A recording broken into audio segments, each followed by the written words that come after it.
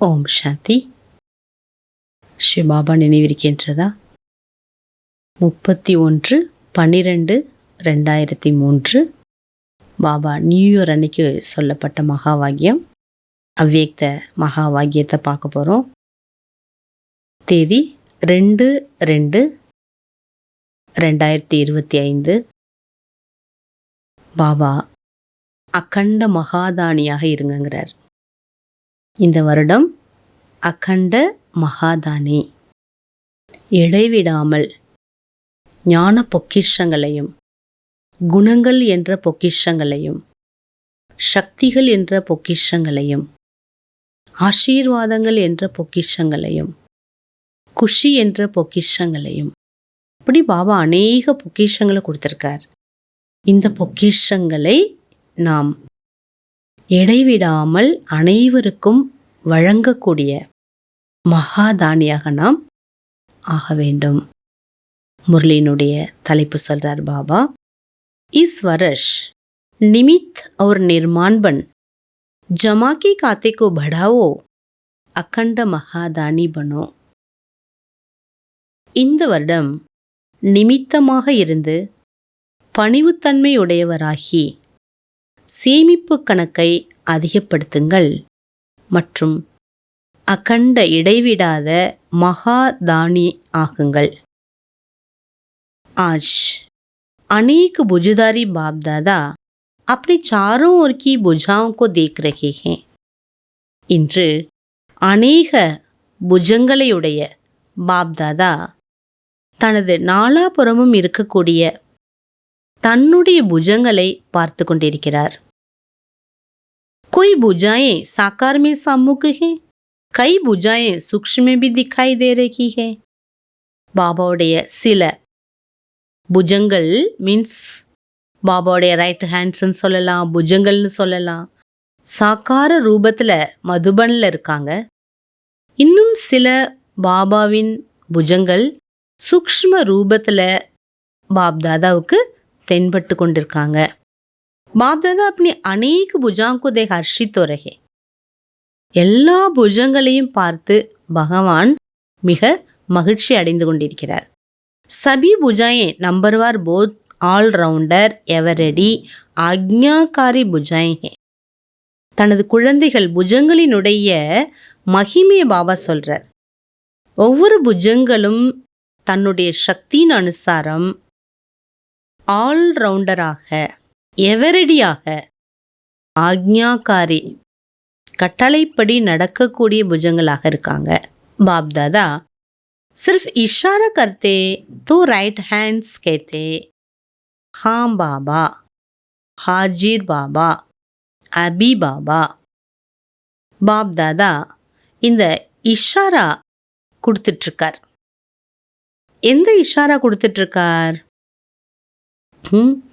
என்னுடைய right hands குழந்தைகளே, right hands குழந்தைகளேங்கிறார் Baba.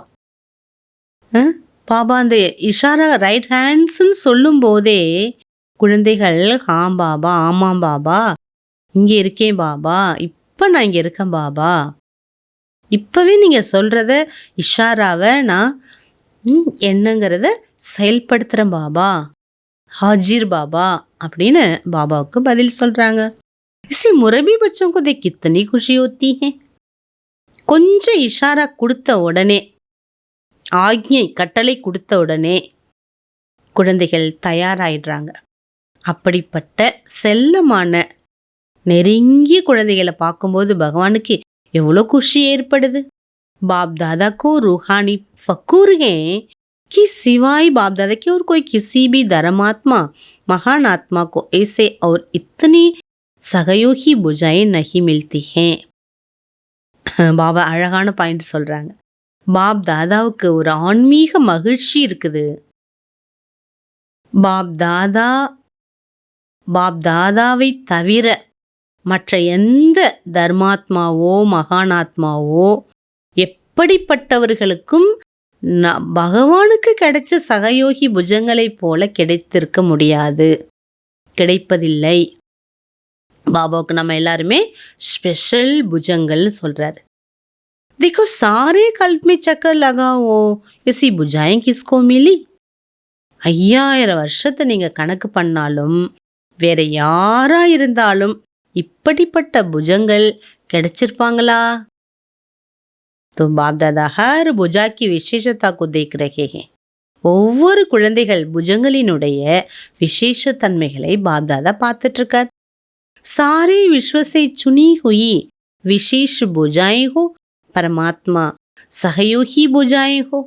देखो आज हाल में कितने पहुंच गए. 18,000 से भी अधिक भाई बहने बैठे हैं. பாபா சொல்றார், இன்னைக்கு ஃபுல் வேர்ல்டில் தேடி கண்டெடுக்கப்பட்ட என்னுடைய ஸ்பெஷல் குழந்தைகள், பரமாத்மாவுக்கு சகயோகம் செய்யக்கூடிய புஜங்கள் பாருங்க. எத்தனை பேர் இந்த ஹாலில் 18,000க்கும் மேலே உட்காந்துருக்காங்க. अभी अपने को परमात्मा बुझा है, सभी अपने को परमात्मा बुझा है अनुभव करते हो. நீங்களாம் நான் பரமாத்மாவின் புஜங்கள்ங்கிற அந்த அனுபவம் செய்கிறீங்க தானே. பாபா அடிக்கடி இந்த நஷா கொடுத்துட்டே இருக்கார் நமக்கு. நம்ம என்ன நினைக்கணும்? நான் பாபாவின் புஜங்கள். அவருக்கு அநேக புஜங்கள் இருக்கு. அவரு நம்ம ஒவ்வொரு குழந்தைகள் என்ன நினைக்கிறாரு? என்னுடைய புஜங்கள் நினைக்கிறாரு. बाप दादा को खुशी है कि चारों ओर से नया वर्ष मनाने लिए अब सभी पहुंच गए. ஏன்னா நியூ இயர் முரளி இல்லையா, பாபா சொல்றாங்க எல்லாருமே புது வருஷத்தை கொண்டாடுவதற்காக இங்க வந்து சேர்ந்திருக்கீங்க. लेकिन नया वर्ष क्या याद दिलाता है? புது வருடம் எதை ஞாபகப்படுத்துது? நயா யுக், நயா ஜனம், புது யுகத்தையும் புது பிறவி, தெய்வீக பிறவி, இந்த பிராமண பிறவியையும் ஞாபகப்படுத்துது. जितना ही अति पुराना लास्ट जन्म उतना ही नया पहला जन्म कितना सुंदर. எவ்வளோக்கு எவ்வளோ இந்த லாஸ்ட் பழைய பர்த் இது அந்த அளவுக்கு புது வேர்ல்டில் ஃபஸ்ட்டு பிறவி எவ்வளோ அழகான பிறவி பாருங்க. ஷியாம் யஷ்யாம் வசுந்தர். பாருங்க பாபா சொல்றாரு, இப்போ இருக்கக்கூடிய இந்த சரீரம் பாபா சொல்றாரு ரொம்ப தமோ பிரதானம், கருப்பாயிட்டு. ஆனா சத்தியுகத்துல எவ்வளவு அழகான சரீரம், कितना स्पष्ट, जैसे आज के दिन पुराना वर्ष भी स्पष्ट, नया वर्ष भी सामने स्पष्ट. உங்க எதிரில் பழைய உலகமும் தெளிவா இருக்கு, தெல்ல தெளிவா இருக்கு. புது உலகமும் ரொம்ப தெல்ல தெளிவாக இருக்கு. इससे अपना नया युग नया जन्म स्पष्ट सामने आता है. இப்படி பழைய யுகமும் புது யுகமும் உங்க முன்னாடி தெளிவா தெரிகிறத போல பாபா சொல்றாரு, உங்களுடைய புது யுகம், புது யுகத்துல உங்களுடைய பிறவி தெல்ல தெளிவாக உங்க முன்னாடி தெரியுதா? இப்படி பழைய வருஷம் புது வருஷம், அந்த 12 மணி அவ்வளோதான். இதுமாரி பழைய உலகம் புது உலகம் தெளிவாக தெரிகிற மாதிரி உங்களுடைய புது யுகத்தின் புது பிறவி தென்படுகிறதா? தெளிவாக தெரியுதா? आज लास्ट जन्म कल फर्स्ट जन्म में होंगे. இன்னைக்கு லாஸ்ட் பர்த்தில் இருக்கீங்கிறார் பாபா. நாளைக்கு என்ன பண்ண போகிறோம்? ஃபஸ்ட்டு பர்த்துக்கு போகிறோம். கிளியர் ஹே, சாமனே ஆத்தா ஹே, தெளிவாக இருக்கீங்களா? பாபா சொல்கிறார், ரொம்ப தெளிவாக தெரியுதா? உங்களுடைய ஃபோட்டோ தெளிவாக முன்னாடி வருதா? जो आदि बच्चे उन्होंने ब्रह्मा बाप का अनुभव किया. ब्रह्मा बाबा को जिसे अपना नया जन्म का राजाई शरीर भी वस्त्र सदा सामने कुंठी पर लटका हुआ दिखाई देता था. பாபா சொல்கிறாங்க, எப்படி ஆதி குழந்தைகள்லாம் பிரம்மா பாபாவை பற்றிய அனுபவம் நிறைய செஞ்சுருக்காங்க. பிரம்மா பாபா தன்னுடைய புது பிறவி, அந்த புது பிறவியில் தன்னுடைய அந்த ராஜாவினுடைய அந்த சரீரம் என்ற ஆடை பாபாவுக்கு எப்போதுமே முன்னாடி இருந்தது. இப்படி ட்ரெஸ்ஸை கலட்டி அந்த ஹுக்கில் மாட்டி வைக்கிற மாதிரி பாபாவுடைய அந்த தேவதா சொரூபம் எப்போதுமே பாபாவோட புத்தியில எப்போதுமே இருந்தது. जो भी बच्चे मिलने आते वह अनुभव करते। ब्रह्मा बाप का अनुभव रहा। आज बुढ़ा हूँ, कल मिचून मिचून सा बन जाऊंगा। याद है ना? पुराणों को याद है. பிரம்மா பாபா அப்படி அனுபவம் செஞ்சார். இன்னைக்கு என்னுடைய வயதான உடல், நாளைக்கு நான் யாராயிடுவேன்? சின்னஞ்சிறி கிருஷ்ணர் ஆயிடுவேன். அதனால தான் நிறைய பேருக்கு யஜ்ஞத்தில் பாபா முரளி சொல்லும்போது அவருடைய எதிர்காலத்தினுடைய இந்த ஸ்ரீ கிருஷ்ணருடைய காட்சி என்னது ரொம்ப தெளிவாக தெரிந்தது. பாபா கேட்குறாங்க, பழைய குழந்தைகளுக்கெல்லாம் இது நினைவில் இருக்கும். ஆஜ் ஒரு கல்கா கேள், இன்று இப்படி இருக்கும், நாளைக்கு அந்த மாதிரி ஆயிடுவோம். இன்று மற்றும் நாளையினுடைய விளையாட்டு. இத்தனை ஸ்பெஸ்ட் பவிஷ்ய அனுபவம் ஹோ. இவ்வளோ தெளிவாக உங்களுடைய ஃப்யூச்சர் லைஃப் தெளிவாக உங்கள் புத்தியில் இருக்குதான்னு பாபா கேட்குறாங்க. இஸ் வருஷ் கியா கரேங்கே? சரி, இந்த வருஷம் என்ன பண்ணலாம்? எந்த ஒரு புதுமையை கொண்டு வர போகிறீங்க? அதுக்கெல்லாம் பிளான் பண்ணியிருக்கீங்களா? என்ன புதுமையை கொண்டு வரலாம்? நிறைய ப்ரோக்ராம் பண்ணிகிட்டே இருக்கீங்க. लाख का भी किया, 2 लाख का भी किया. नवीनता क्या करेंगे? 1 லட்சம் பேர் 2 லட்சம் பேரெல்லாம் கூட்டி பெரிய பெரிய மெகா ப்ரோக்ராம்லாம் செஞ்சிட்டீங்க. இந்த வருஷம் நீங்கள் என்ன செய்ய போறீங்கன்னு கேட்குறாங்க பாப் தாதா. आजकल के लोग एक तरफ स्व प्राप्ति के लिए इच्छुक भी हैं, लेकिन हिम्मतहीन हैं. இன்னைக்கு உலகத்தினர் சுய முன்னேற்றத்திற்காக நிறைய ஆசைப்படுறாங்க. நான் சுயம் மாறணும், என்னை மாற்றிக்கணும், மாறினாதான் என் லைஃப் நல்லா இருக்கும்னு எல்லாருக்கும் ஆசை இருக்கானா தைரியம் போதாமல் இருக்காங்க. ஹிம்மத் நஹி ஹே, சக்தி இல்லை, தைரியம் இல்லை. சுன்னே சாகத்தே भी है, लेकिन बनने की हिम्मत नहीं है. பாபா சொல்கிறாங்க, கேட்க விரும்புகிறாங்க, ஆனால் ஆகிறதுக்கான தைரியம் இல்லை.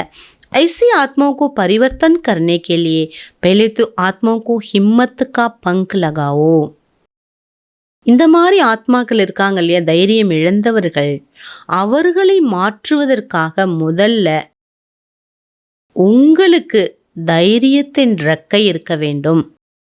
ஹிம்மத் கே பங்கா ஆதார் அனுபவ். அந்த தைரியம் என்ற இறக்கை வருவதற்கு ஆதாரம் அனுபவம் வேணும். அனுபவ் கராவோ. பாபா சொல்றாங்க, அநேக பேருக்கு அனுபவத்தை கொடுங்க. अनुभव ऐसी चीज है, जरा सा अंजलि मिलने के बाद अनुभव किया तो अनुभव के पंख कहो या अनुभव के पाव कहो, उससे हिम्मत के आगे बढ़ सकेंगे.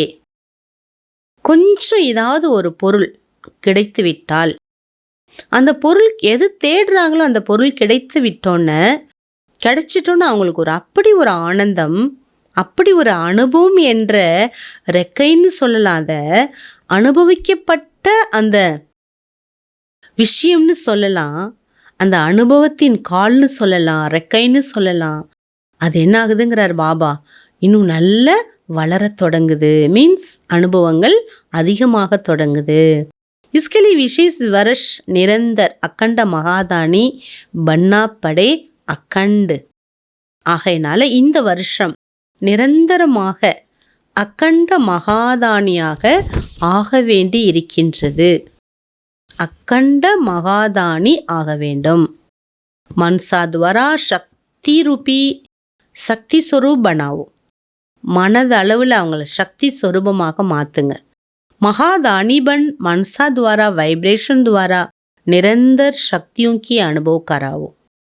மகாதானியாகி மனதினால் வைப்ரேஷன் மூலமாக நிரந்தர சக்திகளினுடைய அனுபவத்தை கொடுங்க. வாச்சா துவாரா ஞான் தான் தோ. வாய் மூலமாக ஞான தானம் அளிங்க. கரம் துவாரா குணோக்கோ தான் தோ. செயல்கள் மூலமாக குணங்களை தானம் கொடுங்க. சாரா தின் मनसा वाचा कर्मना तीनों द्वारा अखंड महादानी बनो. இந்த 3 மனம் சொல் செயல் மூலமாக நீண்ட கால, அதாவது இடைவிடாத மகாதானம் செய்ய வேண்டும். இந்த வருஷம் பாபா நிறைய மகா தானம் செஞ்சீங்கன்னா நிறைய புண்ணிய கணக்கை, சேமிப்பு கணக்கை நீங்கள் சேமிக்கலான்னு சொல்கிறார் பாபா.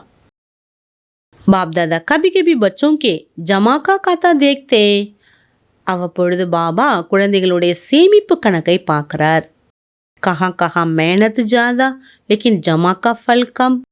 அதிகமாக உழைக்கிறாங்களாம், சேமிக்கணும், ஆனால் சேமிப்பு கணக்கை பார்த்தா குறைவாக இருக்கு. காரணம் கியா ஹே? அதிகமாக உழைப்பு, ஆனால் அதற்கான உழைப்புக்கான பலன் ஏன் இல்லை? அதுக்கு என்ன காரணம்? दोनों तरफ ही संतुष्टता का कमी. இரண்டு ரூபத்தினுடைய திருப்தியின்மை, திருப்தியில குறைவு. संतुष्टता का अनुभव नहीं किया, चाहे स्वयं चाहे दूसरे, तो जमा का खाता कम होता. தான் திருப்தி ஆகிறதும் பிறரை திருப்திப்படுத்துவதிலும் மார்க் குறைஞ்சிடுது. ஆகவே சேமிப்பு கணக்கு குறைஞ்சிடுது. बाप दादा ने जमा का खाता बहुत सहज बढ़ाने की गोल्डन चाबी बच्चों को दी है. சேமிப்பு கணக்கை அதிகப்படுத்துவதற்கான கோல்டன் சாவியை பாபா குழந்தைகளிடம் கொடுத்திருக்கிறார். जानते हो चाबी क्या है? मिला है. அந்த சாபியை பற்றி உங்களுக்கு தெரியுமா? அந்த சாபி கிடைச்சிருக்குதா? என்ன சாவி எது? गोल्डन चावी एदन केकरार बाबा.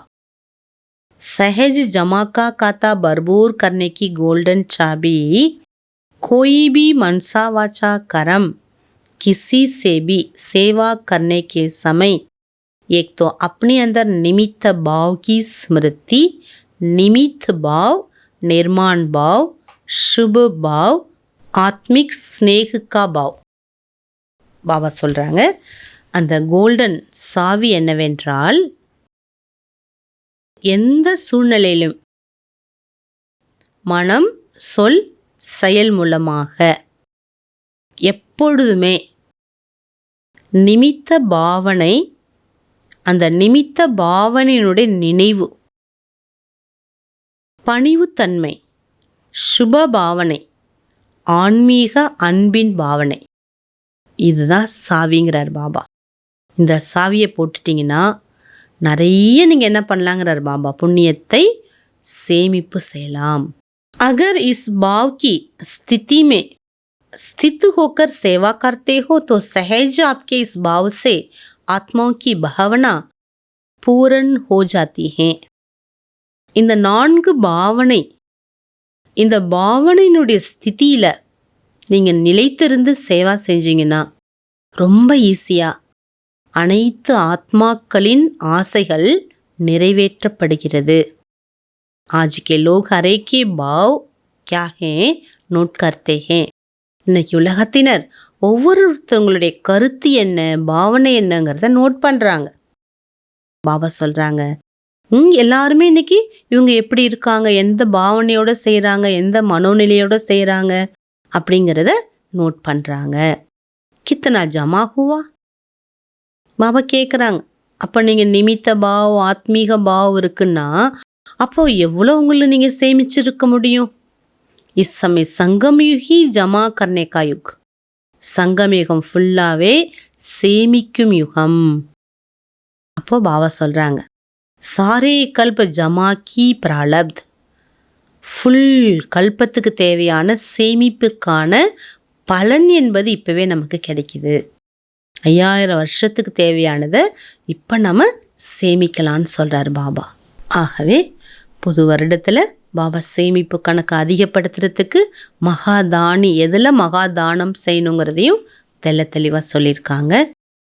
अच्छा वरदानम, फरिश्तेपन की स्थिति द्वारा बाप के स्नेह का रिटर्न देने वाले समाधान स्वरूप भव.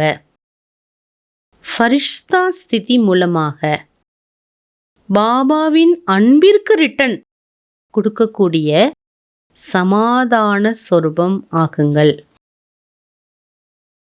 फरिश्तेपन की स्थिति में स्थित होना यही बाप के स्नेह का रिटर्न. ஃபரிஷ்தா ஸ்திதியில் நிலைத்திருப்பதே பாபா கொடுக்கக்கூடிய அன்புக்கு ரிட்டன் ஆகும். ऐसा रिटर्न देने वाले சமாதான் சொரூப் பன் ஜாத்தே ஹே. அப்படி யார் ரிட்டர்ன் கொடுக்கக்கூடிய, அதாவது ஃபரிஷ்தா ஸ்திதியில் இருக்கின்றார்களோ அவர்களே சமாதான சொரூபமாக ஆகின்றனர். समाधान स्वरूप बनने से स्वयं की अन्य आत्माओं की समस्याएं स्वतः समाप्त हो जाती हैं. சமாதான சொரூபம் ஆகுவதால் தன்னுடைய மற்றும் அநேகரினுடைய பிரச்சனைகள் தானாகவே மறைந்து விடுகிறது. तो ऐसी सेवा करने का समय है. இப்போ ஃபரிஷ்தா ஸ்திதியில இருந்து நம்ம சமாதான சொரூபத்தில் வருவதற்காக இந்த சேவை செய்வதற்கான நேரம் இது. लेने के साथ देने का समय है. பாபாவிடமிருந்து பெறுவதுடன் அனைவருக்கும் கொடுப்பதற்கான நேரமும் இதுதான். इसलिए अब बाप समान उपकारी बन पुकार सुनकर अपने फरिश्ते रूप द्वारा उन आत्माओं के पास पहुंच जाओ. பாபாவுக்கு சமமாக பாபா சொல்றாரு, நன்மை செய்யக்கூடியவராகி அனைவரின் கூக்குரலை கேட்டு தன்னுடைய ஃபரிஷ்தா சொரூபத்தின் மூலம் அநேக ஆத்மாக்களிடம் நீங்கள் சென்றடைய வேண்டும். யார் உங்களை அழைக்கின்றார்களோ, உங்களை யார் கூப்பிடுகின்றார்களோ அவர்களிடம் நீங்கள் சென்றடைய வேண்டும். எதற்காக? சேவைக்காக. समस्या से तकी हुई आत्माओं को थकावट उतारो. பிரச்சனைகளால் யார் களைப்படைந்துள்ளார்களோ அந்த ஆத்மாக்களினுடைய களைப்பை இறக்குங்க, களைப்பை போக்குங்க, பிரச்சனைகளிலிருந்து அவங்கள விடுவீங்கன்னு சொல்கிறார் பாபா. ஸ்லோகன், வியர்த்து சே பேபர்வாக பனோ மரியாதவுமே நகி. மரியாதைகளில் கவனக்குறைவாக இருக்காதீர்கள். எதெல்லாம் தேவையில்லையோ அதில் நீங்கள் கவனக்குறைவாக இருந்தால் தப்பில்லை. ஆனால் மரியாதை எது ரொம்ப அவசியம் முக்கியமாக அதில் கேர்லெஸ்ஸாக இருக்கக்கூடாது. அவ்யக்த இஷாரா பாபா இந்த மாதம் ஏகாந்த பிரிய பனோங்கிறார். ஒருவருக்கு பிரியமானவராக இருங்க. ஏகத்தா ஏகாகிரதாக்கோ அப்னாகும். ஒற்றுமை மற்றும் ஒருமுகப்படுத்துதலை தனதாக்குங்கள். आपस के संस्कारों में जो विभिन्नता है तो एकता में लाओ. உங்களுக்குள் இருக்கக்கூடிய சமஸ்காரங்களில் வேறுபாடுகளை ஒன்றாக்குங்கள். एकता के लिए वर्तमान की भिन्नता को मिटाकर दो बातें लानी पड़ेगी. அதாவது ஒற்றுமை கொண்டு வருவதற்கு நிகழ்காலத்தில் வேறுபாட்டை அழிப்பதற்கு 2 விஷயங்களை நீங்கள் கொண்டு வர வேண்டும். ஒன்று, ஏக் நாமி பன் சதைவ் ஹர் பாத் மே ஏக் காஹி நாம் லோ. ஒருவருடைய நினைவில் இருந்து, ஒருவருடையவராகி ஒருவர் நினைவில் இருந்து ஒவ்வொரு விஷயத்திலும் ஒருவரின் பெயரை எடுங்க. பாபா பாபா, அவ்வளோதான். அத்துடன் संकल्पों की समय और ज्ञान गजानों की எக்கானமி கரோ. அது மட்டுமல்ல, உங்களுடைய எண்ணங்களில், நேரத்தில், ஞான பொக்கிஷங்களில் சிக்கனங்களை கொண்டு வாங்க. फिर मैं समाकर एक बाप में सभी भिन्न समा जाएगी. நான் எனக்குள் அனைத்தையும் ஒரு பாபாவிடம் சொல்லி என்னுள், அதாவது சமாக்கர் மே சமாக்கர் ஏக் பாப் மே சபி பின்னதா சமா ஜாயகி. அதாவது பாபா சொல்ல, நான் அனைத்தையும் எனக்குள் உள்வாங்கி ஒரு பாபாவிடத்தில் அனைத்தையும் கொடுத்து, பாபாவிடத்தில் எல்லா கருத்து வேற்றுமைகள் எல்லாத்தையும் பாபாட்ட நான் படிச்சுட்டேன், எல்லாமே பாபாட்ட கரைஞ்சிட்டு, அவ்வளோதான். அப்போ அந்த வேற்றுமையில் ஒற்றுமையை நம்ம கொண்டு வரணும். வேற்றுமையை அழிக்கணும்னா அதுக்கு ஒற்றுமை. 2வது ஏகாகிரதா, மனதை ஒருமுகப்படுத்த வேண்டும். நம்ம ஒருவருக்குள் கலக்கும்போது விஷயங்கள் எல்லாமே ஒன்றாயிடும்னு சொல்கிறார் பாபா. ஓம் சாந்தி.